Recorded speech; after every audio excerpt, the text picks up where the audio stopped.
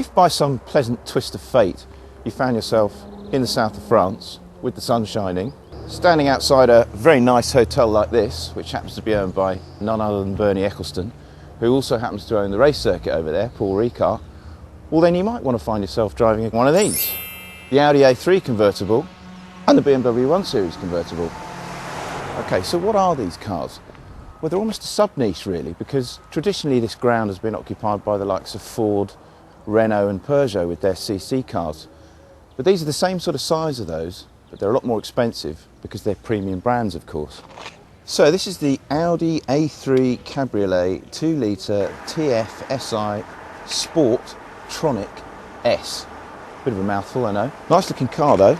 Nice little cabrio with a 2-litre turbocharged engine. It's front-wheel drive, like most Audis, unless they're four-wheel drive. It has this, as they say, Sport Tronic S gearbox. It's actually very good indeed. And the whole package looks really very nice, feels very nice, apart from one bit, which is this here. Kind of feel that this should be a bit better resolved around here, because when we have a look at the BMW in a minute, this is all neat as one. Don't really like the fact you can see all this gubbins here, but the rest of it looks good. So this is what the Audi's up against. It's the BMW 125i Cabrio. It's a little bit more expensive than the Audi. It costs 26 grand, whereas this is 24. The difference is, well, there are quite a few differences actually. One is the engine. The BMW has a typically creamy, smooth, straight six 3-litre engine, whereas the Audi's is a 4-cylinder engine. It's also rear-wheel drive, as ever with BMW. Inside, similar sort of package, four seats, 2 quite cramped ones in the back.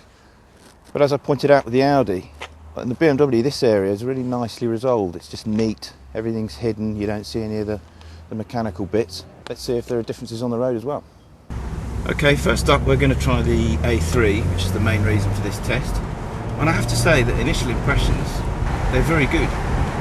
It's not wobbly at all, which quite often happens when you take the roof off these things.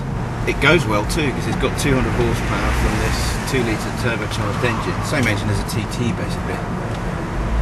It's also got this good gearbox in it. It's an option. It's what Audi calls the Sportronic S, which is about 1,800 quid. It kind of negates the need to have a normal manual gear lever, very much so. But it's also just a nice perky light car to drive this. It handles well, it turns in well, it stops well. And then when you get to the exit of a corner, it goes well too. And it just doesn't, it doesn't wobble around the place. I like it. Okay, now we're in the BMW. Now this should be fun. It's rear-wheel drive.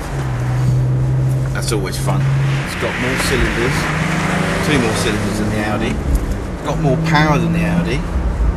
And you just kind of expect a BMW to run rings around an Audi when it comes to kind of driver fun, which is kind of what these cars are all about. You think you should have a hoot in this car. And you do, it is a good car, but unfortunately it's a bit disappointing when you put your foot down. It doesn't really go.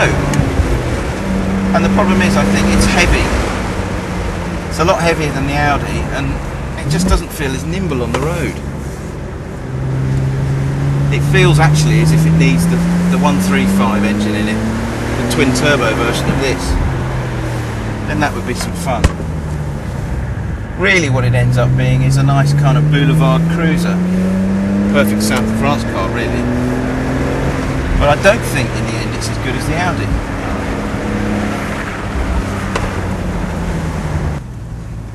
I mean, you can argue until the cows come home, actually, which is the better of these two, because they're both very good cars.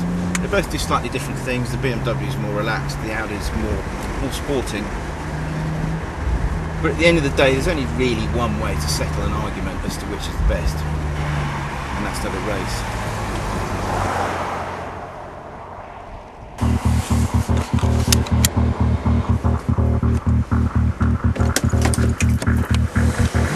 So we said we'd give you a race.